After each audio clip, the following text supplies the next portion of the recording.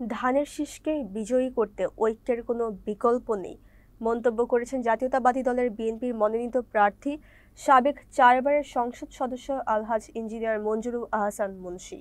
শুক্রবার বিকেলে কুমিল্লা জেলার দেবিদ্বার পৌরসভার উত্তর ভিংলাবাড়ি সরকারি প্রাথমিক বিদ্যালয় মাঠে আয়োজিত নির্বাচনী প্রচারণার সভা ও উঠান বৈঠকে তিনি এসব কথা বলেন।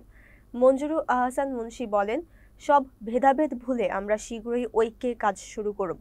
নির্বাচিত হলে আমার প্রধান লক্ষ্য হবে বেকারত্ব দূর করা ও কর্মসংস্থান বৃদ্ধি করা এবং রাস্তাঘাট সহ পৌরসভার অবকাঠামোগত উন্নয়ন নিশ্চিত করা।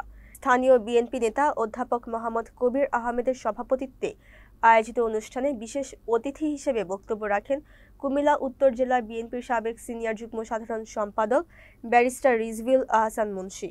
উপস্থিত ছিলেন কুমিল্লার উত্তর জেলা বিএনপির সাবেক সহ সভাপতি মোহাম্মদ শাহজাহান মোল্লা, দেবিদ্বার উপজেলা বিএনপির প্রস্তাবিত সাধারণ সম্পাদক আবুল কালাম আজাদ, বিএনপির সাবেক সাধারণ সম্পাদক আনোয়ার হোসেন ভুলু পাঠান, উপজেলা বিএনপির সাবেক সাংগঠনিক সম্পাদক শাহাজউদ্দিন সাজু, উপজেলা বিএনপির সাবেক সহ সভাপতি সুধন ডিলার, প্রস্তাবিত সাংগঠনিক সম্পাদক মোহাম্মদ নজরুল ইসলাম, দেবিদ্বার পৌর বিএনপির প্রস্তাবিত যুগ্ম সাধারণ সম্পাদক নূর আহমদ, ১ নং ওয়ার্ড বিএনপির সাধারণ সম্পাদক মোহাম্মদ রহিম।